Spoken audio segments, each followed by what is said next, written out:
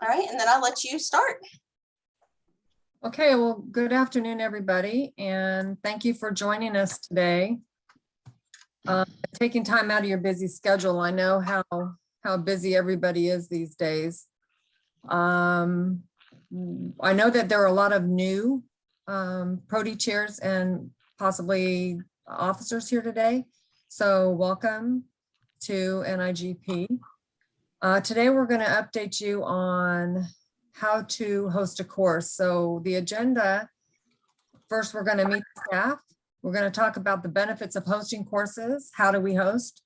Guidelines for hosting in-person courses, evening, weekend virtual offerings, direct deposit for rebate checks, and IGP Pathways content. And then there'll be a resource page as well.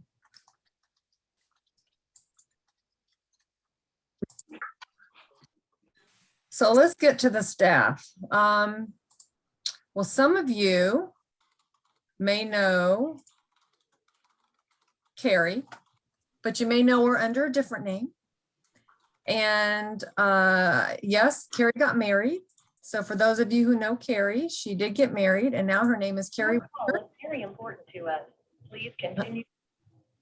So if you get an email from Carrie Winter, know that that is formerly Carrie Ron, and that it's not spam. Well, I mean, it might be spam, but it's from Carrie. Next, we have Marlena Blutsian, and she is our coordinator for the department. She is the one who schedules our courses once they've been established and we have an instructor, and she also sends out the Zoom links to all the participants and the materials list. And then there's me, Karen Robinson. I'll work directly with you to schedule your courses, find instructors, and once I find the instructor, I send that over to Marlena, and she processes everything and gets it out there on the website and sends you the link. And of course, you know Jennifer Steffen. And then we have a new team member, Chanda Carpenter, and she is the Director of Content Research and Design. And she will be speaking later in the presentation and talking to you more about Pathways and also our new workforce development program. So let's start with the benefits of hosting courses with NIGP. So it's a good way to establish education opportunities for your chapter members and for them to earn CEUs and gain contact hours. You can also earn money from the chapter in the form of rebates, and the rebates are 10% of the gross revenue that we take in for the course. And now the benefit of hosting virtual courses is that you can reach out to people all over the world. Like anybody can join your class. They don't have to be in your area. So it's a good opportunity to earn a lot of extra money than you did in the in-person courses. So let's start with how do we host courses? So the first thing you should probably do is survey your membership to see what their interests are, so you know which courses to schedule. I can do that for you. I have a survey already set up in SurveyMonkey that I can send out to your membership. I just need their name and email address, or I can provide you with the questions and you can send out the survey and use the questions that you want, and the ones you don't want, you can just discard. However, I can't send you the SurveyMonkey. All I can do is send you a Word document that has the questions in it, and you'll have to put those into a survey. But that's a good way to start to figure out what courses are interested in, and then you know from there how to schedule your courses. So I'm just going to briefly run down this page with you. At the end of the presentation and after questions, if you'd like to stay on, we're going to do a run through the website, and then we can show you exactly what it looks like on our website, because for me, I need to see things, and for those of you who need to see it as well, it's a good opportunity for you to feel connected to the process. So you will first visit the chapter page, and you're going to click on host an NIGP course. You're going to use the tools on the page to help plan the chapter's training calendar for the year. Once you've decided on which courses to offer, you're going to complete a course request form, and that comes to me, and I will source an instructor, and I will send that on to Marlena once one has been chosen, and she will schedule it and send you a confirmation that it has been scheduled. At that point, you're going to communicate that to your chapter members by putting the link on your website. That takes them directly to the registration page so they can register for the course. So again, instructor assignment, I do a call for instructors and then I assign an instructor. It gets scheduled. The coordinator and the instructor receive an email, which includes the contact information, the link for the chapter website marketing. And then that's when the marketing should begin.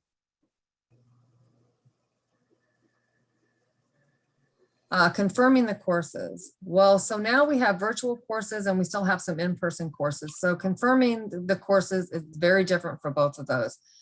To confirm an NIGP virtual course, you must have at least 5 registrants. And in-person courses must have at least 10 registrants to confirm. Now, we have one course that's called a co-sponsored course, and that is effective contract writing. And that course must have 15 registrants to confirm whether it's virtual or in person. I will tell you that in the virtual setting, it's not always necessary to have 15 people. And I will reach out to the instructor and I will say, hey, listen, they have 8 people registered. Are you okay to do the course? And he'll either say yes or no. Typically he says yes. But we do need to strive to get to that 15 because this is a co-sponsored course. NIGP does not own the content. So we leave it up to the instructor to decide whether he's going to host the virtual course with just 8 or 10 people or less than 15. So always strive to get that number for the minimum. Those courses that don't meet the minimum requirements may be canceled or rescheduled. However, for the virtual courses, if you have 4 out of 5, that most of the time we go ahead and run the course, but then we are not able to offer the rebate. So as to not disappoint the people who have already scheduled, maybe taken time off from work, we will run the course with 4, but you will not be able to get the rebate. I will reach out to you and let you know, hey, you know, you only have 2 pieces. Or 2 registrants, can you please send out an email blast? This way you can stay ahead of it. I'm every day looking at numbers and trying to keep everybody informed of what their current totals are, because the goal, of course, is to have as many people in class as possible. For those courses that are in person that do not reach the 10-person minimum, those have to be confirmed 30 days out, because for in-person, our instructors have to secure travel, and that's when they need to do it. So if 30 days out, your course does not have the minimum of 10 people registered, we will convert that to a virtual class so that you may still hold the class and receive rebates. However, we will not be able to do it in person. That's the benefit of being able to go virtual now. All the registrants will be notified, and if they wish to stay in the virtual course, they can, or we can move them to another course if that's what they want.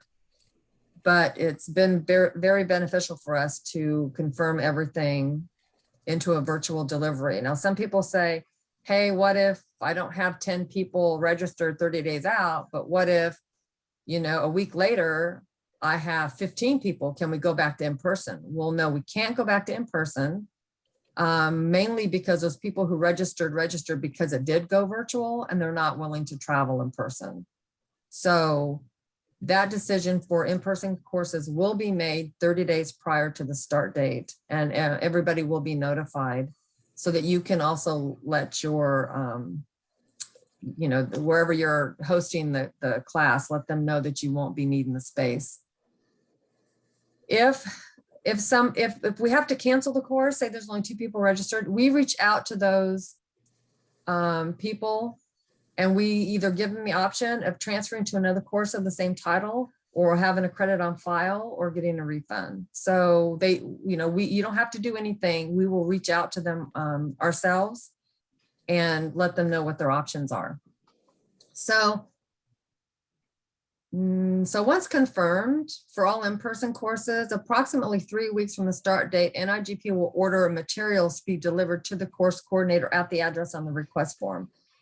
Please email events@nigp.org if you do not receive the material 7 days from the start date. All participants will fill out the information form and sign in on the sheet provided. Once the class is over, the course coordinator will mail all unused textbooks back to NIGP.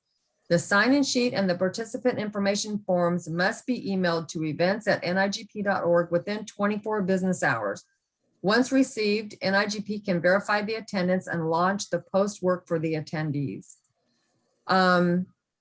So that's important that you email those to me, because I only have 2 business days from the time you send that to me to mark everybody and to get them the email that they need to do their post work. So it's very important that you email me those forms within 24 hours after the course, if possible. If it's on a Friday, then you can send it to me on Monday. That's fine.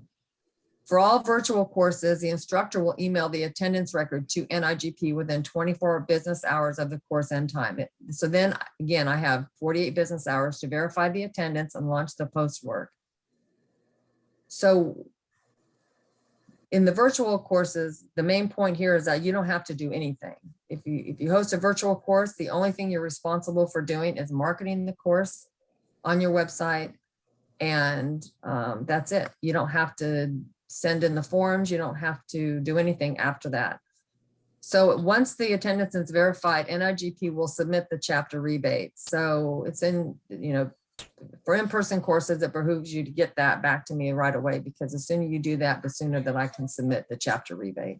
But I first need to verify that people were in the class, and because no shows, you don't get the rebate for people who don't show up to class. So guidelines for hosting in-person courses. So we are seeing some chapters offering in-person courses. We've only had one be successful so far, but we do have a lot more scheduled. So we're hoping to have more of them be done in person. Hopefully we're coming out of COVID, which is a good sign, and people will start to trust that they can be in groups again. So remember that in-person minimums are higher than the virtual. So while you need 5 people for a virtual course, you need 10 people for an in-person course. So just keep that in mind. And you also need to allow plenty of time to schedule and market your in-person classes to ensure minimums are met. We need 60 days. 60 days, you need to have that course request to me. It allows me to source an instructor, get it scheduled, and start our marketing as well as you start your marketing. So that's got to be done 60 days out. For virtual courses, we can go in as far as 45 days. But for in-person classes, it's very important that you give us 60-day lead time. So it's up to the chapters to know what the requirements are for COVID process in your state or in your county. So in-person courses are considered on a case-by-case basis. Course hosts must abide by all local, state, and federal laws, recommendations, and requirements regarding safety and health. And so that is the chapter's responsibility to make sure that you are following the guidelines. Evening and weekend virtual options. So recently, NIGP successfully piloted evening and weekend courses. The half-day courses we did on Thursday, but you can do them Tuesdays, Wednesdays, or Thursday nights from 5 to 9 or 6 to 10. And the one-day courses we piloted on Saturday, and the 2-day courses were piloted using 2 consecutive Saturdays. We tried to stay away from Sunday. We did get feedback from the 2-day Saturday class that said that they would have preferred it to be Saturday and Sunday instead of Saturday and then the following Saturday. So that is something, if you want to schedule that and we can get an instructor to teach Saturday and Sunday, we're happy to do that. So that's something that we heard a lot from the chapters. Oh, we have people who wonder, can you do it at night? Can you do it at weekends? I can't get off work. So now we are offering the opportunity. All the minimums still apply, and the courses can only be done virtually. So if you think your members will be interested in then go ahead and submit course requests for virtual nights and weekend classes. Okay, direct deposit for rebate checks. So we continue to work to provide direct deposit to the chapters for the rebate checks. This has been a godsend that we've been able to do this. We had a lot of rebate checks that, especially during COVID, that went uncashed because people weren't going into the office, they weren't checking mailboxes. But with direct deposit, we can deposit it directly in your account.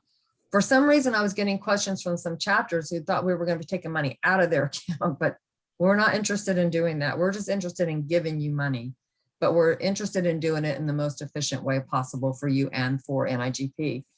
If you haven't, we did send out forms to do that. If you haven't received the forms or you haven't yet signed up for, we urge you to do that.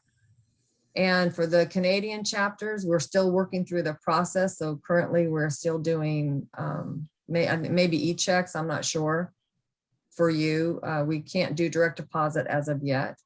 If you have any questions or concerns, you can contact me at krobinson@nigp.org. And I can, if you're not sure if you've already done it, I can tell you if you have or not. So the highlights of this are you get the money quicker, the money's deposited directly into the chapter account, and then there's no need for you to have to go deposit the money. So we do encourage you, if you have not done this, to do so. It helps out all the way around. So this is where I turn it over to Chanda Carpenter, who will now talk to you about NIGP Pathways courses and our work development program. Hey, this is my first ProD call, so I'm really happy to be here today to talk to you about the Pathways content. I'm going to do a quick review of Pathways certificates, specializations, designations, and I'm looking forward to sharing more about our workforce development program. So as you can see from this slide, we start out with individual competencies that build skills and knowledge in a specific area. These are part of our competency framework. There are 3 competencies in total. When you complete a competency, you receive a digital badge to showcase and share your accomplishments. These competencies vary in length between half a day to 1 day. They're offered as face-to-face, in-person, virtual instructor-led, and many are available self-paced on demand. When the competencies are grouped together or stacked, they create core certificates. A badge is awarded after passing the certificate assessment. Upon completion of grouping of core certificates, a designation is awarded. So let's take a closer look at the core certificates that we have available. We currently have these 5 certificates. So we have strategy and policy, planning and analysis, sourcing and contracting, warehousing and inventory management, and leadership. Upon completion of a grouping of core certificates, a designation is awarded. Now, keep in mind that these competencies can be taken individually or they can be taken together. So as you can see, this is the designation. So as somebody completes the planning and analysis, sourcing and contracting, and strategy and policy, that designation is awarded. So in addition to the competency modules, the core certificates, and the designations, we have specializations. So these are standalone. They're not based on any of the core certificates I just showed you. A learner gets this specialization credential once they complete the learning content and they pass the required assessment. And they also get a digital badge. So right now we have technology, construction, cloud procurement, and using federal grant funds. So here are some of our new Pathways offerings that are coming up. So we've got quite a few competencies, and these are divided into 2 tracks. So the advanced practitioner, this is for students with over 5 years of experience in procurement. And so as you can see here, we've got legislation and legal coming in March. Then we've got mission and public benefits, evaluation methods. And later this year, we have risk analysis and protests and appeals. Now the management track, this would be for folks in management with 8 to 10 years of experience. So here we've got the program implementation and talent recruitment and development succession planning. So in addition to the competency modules, we also have specializations. So we have job order contracting coming out, and we also have sustainability. So we're really excited about how people have adopted pathways. However, we continue to hear that learners want more direction and guidance around the type of learning opportunities they should explore based on their current and future roles. We believe that focusing our efforts on workforce development begins to move us in this direction.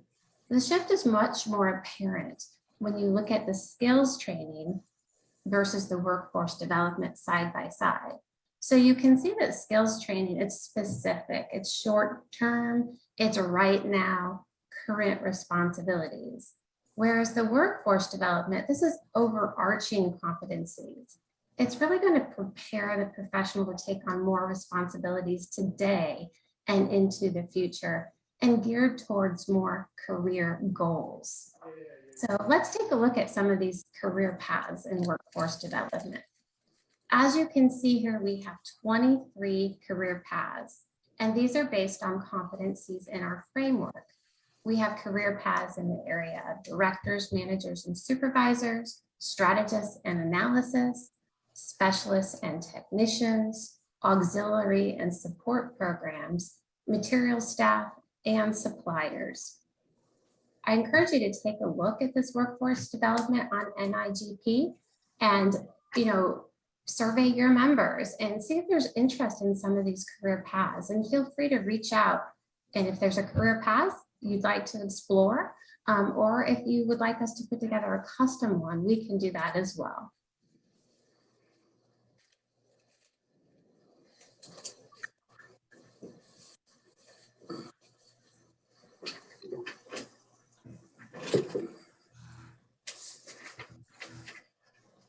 Karen, you're going to highlight some resources. Did we lose Karen? Sorry, I was muted. So Jen will post this presentation, so you'll have access to how to host a course. If you just click on it, it'll take you to the website. I'm thinking marketing toolkit as well. The current course list will also be loaded when Jennifer loads this presentation. So before we go to the website, does anybody have any questions for either Karen or Chandra?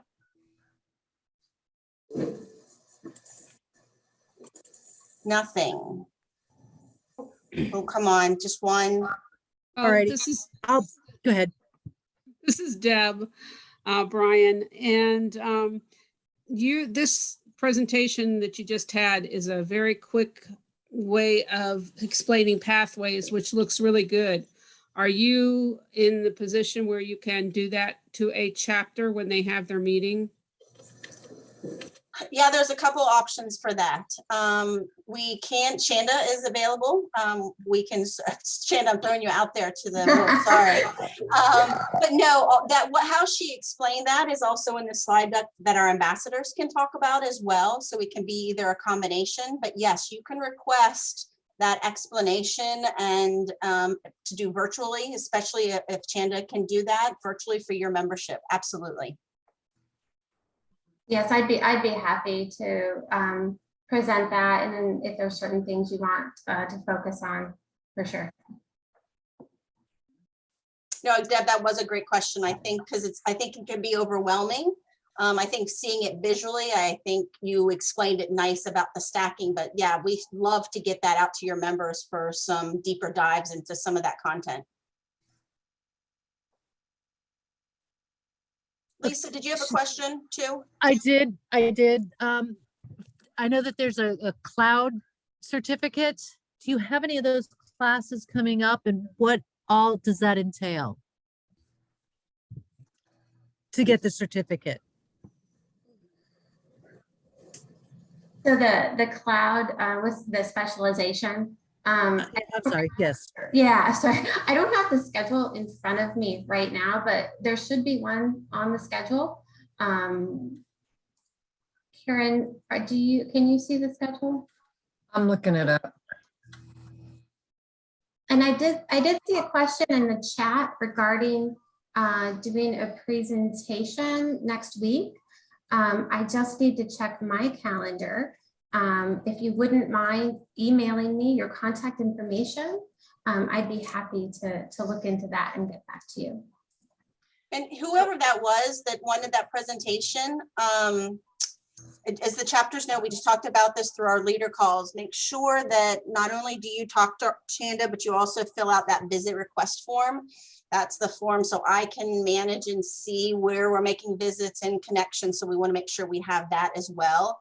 But I think it'd be exciting, Chanda, to kind of loop you into this chapter world and to do some of these presentations and to do some of this explanations. So there are 2 courses coming up for that. One is June 7th, 2022, and the other one is August 15th. And that is in the time zone for Madison, Wisconsin. The June 7th one is in the East Coast time zone. When we get to, if you want to stay on, when we get to the website, I can show you how to look that up on the website so you can see when classes are being offered. Yeah, we'll Perfect, jump thanks. on there and show you where that's at, Lisa. Thanks. We also got a question, Chanda, this is going to be for you. When you mentioned years of procurement experience, must it be specific to government procurement or can it include any procurement experience? That's a good question. So, I think it depends on the course, honestly.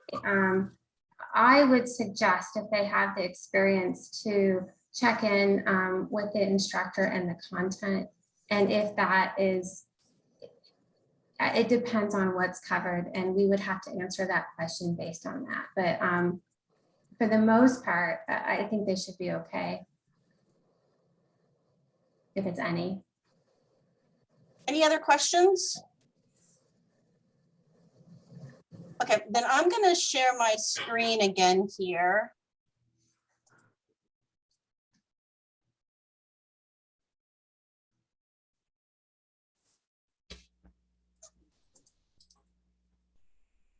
Does everybody see the NIGP website? Yes. Yes, okay. Karen, do you want to go through the chapter stuff first? Sure. So you'll click on the chapter link in the header, and then you'll go to the left-hand column and it's host an NIGP course. And once you click on that, if you are already proficient at this, Jen, can you scroll back up? If you're already proficient, you can do schedule a course there. If you're not, then you can go through the steps. Step 1 is to make sure that the chapter has a seminar agreement signed. I think we send those out at the end of May, beginning of June, or middle of May, sometime to each chapter president. And once I can verify that you have a chapter seminar agreement, then you can move down to what we have of just a little chapter timeline. All it is just a Word document that kind of outlines maybe some steps, how far to work out, getting started, scheduling and registration, then confirmation. So it kind of just runs down everything that we talked about today. Then you can go to what I have developed as a seminar checklist, which just kind of makes it like bullet points and kind of condenses it down a little bit. And then after that, you can do the survey again. So either I can do it for you or you can send the survey out to your members. And then visit the catalog of learning opportunities, which is actually on the right-hand side. So when Jen clicks on that, it's going to give you the 3-day courses, what we currently have available, the 2-day courses, the half-day courses, and the 1-day courses. And then we do have some that are 1.5 days. So they're kind of like 2 days, but they're only 10.5 hours. So you can schedule those as well. Once you go through all the courses and you click on them and it takes you to the link and it gives you a description and you can kind of figure out if that's what you're looking for. Once you've done all that and you've surveyed your members and you know which courses you want to offer, you can click on the schedule to schedule a course. Once you click on that, then you just fill it out. It's pretty intuitive. The benefit of filling this course out, well, some people aren't recognizing, is that you can schedule up to 6 courses on this one form. So when it says, when you go through and you answer the questions, it'll say, do you want to schedule another course? You say yes. And then it'll let you choose again. You do have to know if the course that you're requesting is a 1 day, 2 day, 3 day, half day, 1.5 day course, because that's what you're going to choose. And then that's what you're going to get in the drop down. So ahead of time, when you're looking at the courses, please make sure that you know that they're the duration of the course, because that'll make filling this form out a whole lot easier. If you're doing virtual, you won't get this learning environment questionnaire that asks you about bathrooms and places to eat and hotels and everything. If you are doing an in-person class, it will ask you to fill out all those questions. Here's the chapter rebate checks. This was added because we were sending, like I said, sending out rebate checks and they weren't getting to the right people because they either changed treasurers or they stopped going into the office. And so they were needing to go directly to the home of the treasurers. If you have to put something in here. So I will know if you have a direct deposit. So when you're filling this out, you still need to put the name of the treasurer and where those checks are to be sent so that we can send them to the appropriate place. When we don't send them to the right place, then we get them back, they're not cashed, and then we have to pay a fee to cancel them. So be precise on this area if you could, and put everybody in who put the right person's name in the right location to where to send the checks. And then what I'll do is I'll look to see if you have a direct deposit already set up. If you do, then I will use that and I will override what you put in for direct deposit. So once you request, then you're going to start marketing. And under step 3, it tells you everything you need to market. You'll be able to market the course once we send you the scheduled email, letting you know that it has been scheduled. And in that email will be a link to our website that takes people directly to your course, not to just the NIGP website, but it takes them to your registration page for that course. So that's important that you have that. Once we give that to you, that you put that out there on your website when you market the course. That's it. It's pretty easy. Any questions about the website? Okay, Chanda, you want to talk a little bit about what you talked about in learning today? So I think it's helpful just to know where some of this content is located, because there is a lot. So if you click on the Learning tab and you scroll down there, we've got the competency framework, which describes each of those competencies, the certificates underneath that, and that's going to be those core certificates that I talked about. The designation are how those core certificates roll up. The specializations underneath that, and warehousing was a specialization. And then workforce development, if you could, just click on that. Just go ahead and scroll down. And what you're going to find here, it's just this great site, and it's got all these career paths on it. So you can click on any of these and you can see the learning for this career path. And keep in mind, it's a longer term learning goal for folks. So it's a bit of content here. But what's really great is you can see all the detail. You can go back, select another path. And if you should find, that your members have interest in maybe some custom learning paths, please contact me or Todd Slater. His name is listed on this site, and we'd be happy to discuss it with you. Thanks, Chanda, for pointing this out. I think this is good for everybody to see. And then I did also click into one of the courses, in which then gives, of course, the full description of the course, objectives, who should be attending. So lots of good information there. Mhm. Any questions about that? We did have a question, Karen, in the chat about group registrations. Specifically what Linda, do you want to unmute yourself? Yes. Group registration. Can you have a group that's going to meet in an area with a virtual class, meet in an area to view it virtually and have discussion? Or that can they do a group registration at that point, even though it's virtually?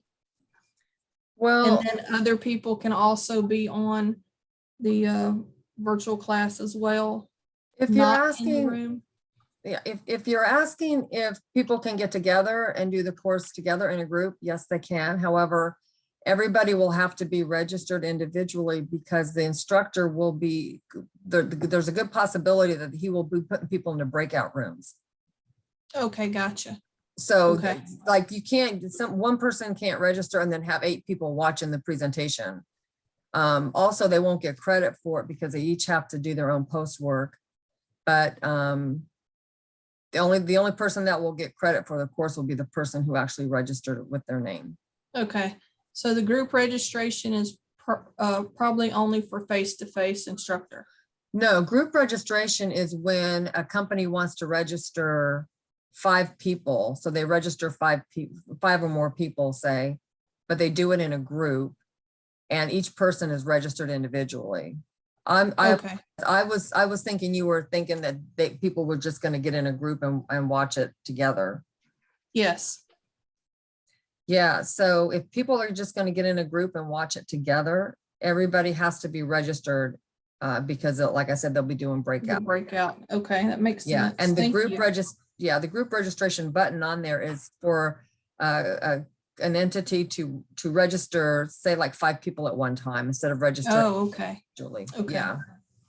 'Cause Cindy, I and the know other- we used, go ahead, Jennifer. No, and the other important part of that is that if they're not registered, they're not going to get the contact Right. hours. They won't receive any of the CEUs if they're offered. Yeah. And that's also another important piece. Yeah, I remember probably years ago that we had a group option and then you would send in the sign-in sheet.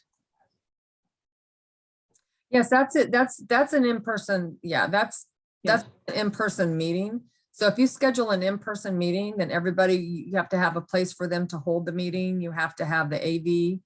Mhm. You have to do the whole meeting setup and then everybody can Yeah. register and come there. Yeah. Absolutely. Okay, thank you. Roz asked about showing the marketing tips page. So within the chapters section, we have a marketing toolkit. And here we have stuff under pathways and certification. It gives you some talking points, some logo that you can post and use. This helps not just NIGP education in general, but you can put that header above your course that you're posting in a newsletter or on your website. So I hope that's what you were talking about, Roz.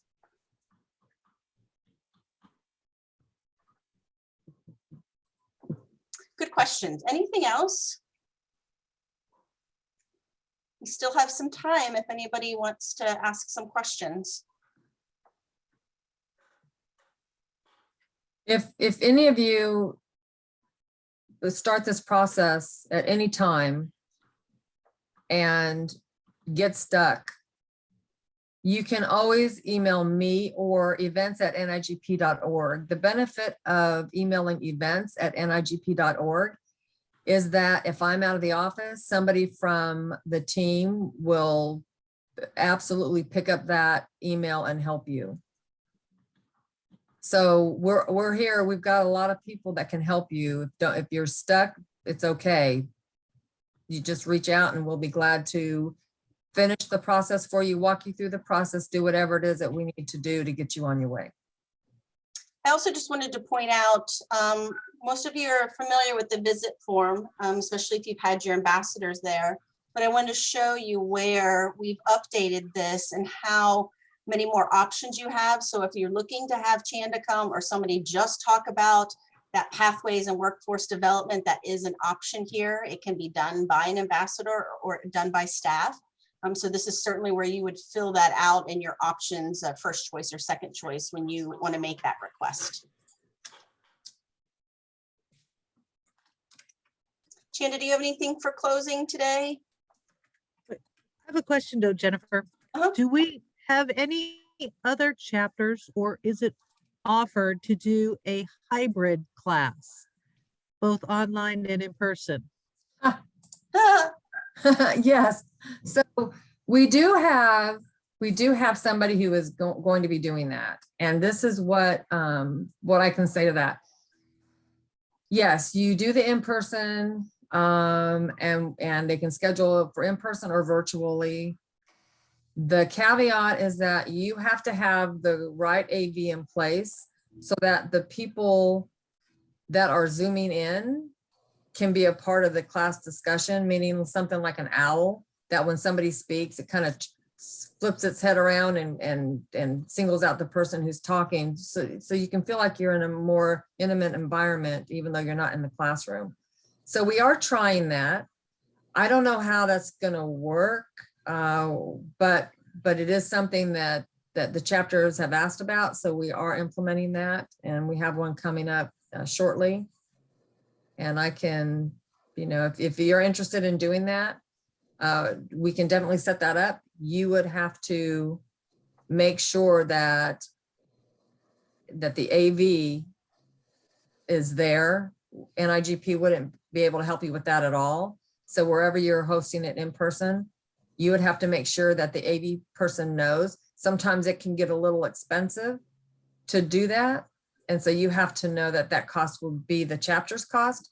So if that's something that you're interested in and can pull it off, absolutely. It's a great question. Katya also asked about the OWL. The OWL is actually equipment. It's AV equipment that you can purchase. A lot of chapters are now, I think, realizing in this virtual world that we've been in the last 2 years that they're going to maybe need to keep a part of that. I don't know the exact cost of it. I know you can buy it on Amazon, but it actually is a device that's used for streaming. Carrie, I don't know if you can explain that any better than, I mean, it's certainly something that is much cheaper if you're going to do a lot of that than investing in what your hotel or convention center or even any of your agency open rooms that they may have. It might be look into for an investment for the chapter. Yeah, I mean, there's different types of cameras. We have one in the office. Apparently, I haven't been there since August of 2020, but apparently we've got a new one in our conference room with a remote that makes the camera follow to whoever's speaking. The OWL is a much more advanced piece of equipment where it actually follows the voice. So if you're having a group, let's say you have 5-10 people in a classroom, you put that camera in the middle, the instructor speaking, it will focus on that. And then if somebody asks a question, it will follow them. So I don't know what the cost is.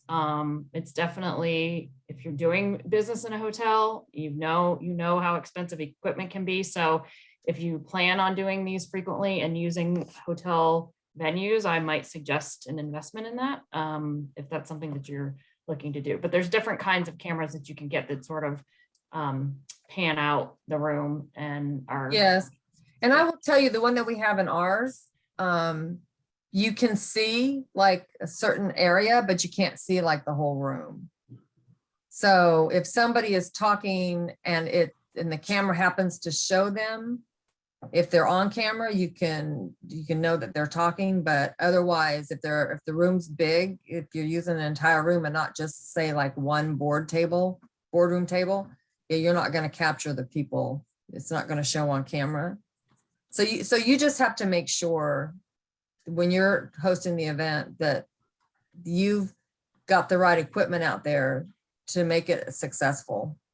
And while the one that we're doing, it's one of our co-sponsor instructors is actually, her attitude was, heck yeah, let's try this, but we have to have the instructors that are on board with actually doing it this way as well, and their comfort of doing that. So It just So in the, depends. so in the chat, it's about $1,000 for the owl, and Brooke actually put a link to it to look at the equipment. So certainly is an expense, but again, if you're a chapter that's going or has found success in hosting virtual, or Cindy, I know you guys were doing virtual before COVID even happened, it might be a good investment for the chapters long-term for something like that. There were a couple of questions in there. Someone asked about how far in advance do you need for a chapter ambassador visit? We certainly like as much advance as possible. If it's virtual, it can be, just several weeks. If it's in person, we like at least 4 to 6 weeks because of scheduling travel. But we can do those on a case-by-case basis.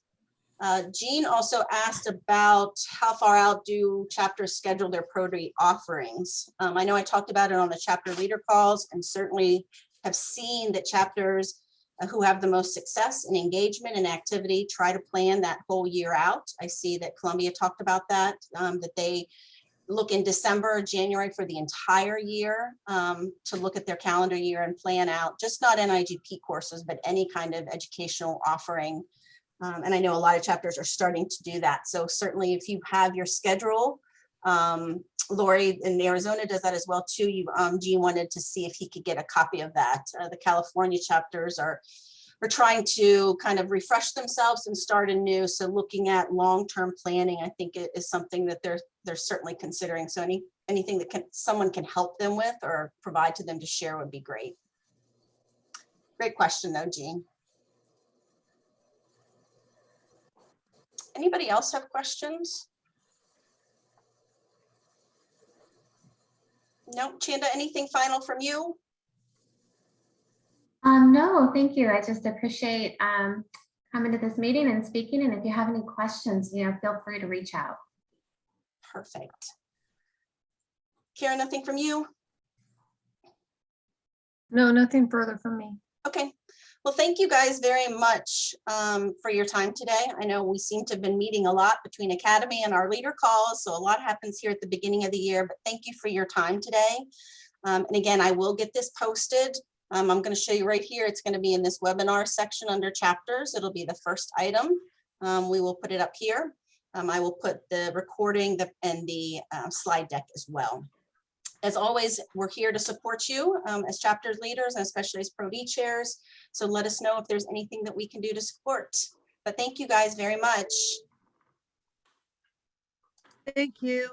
Thank you all. Take care. Bye. Thank you. Thank you. Thank you. Thanks so much. You're welcome. Thank you. Thanks, Jean. Thanks, Roz.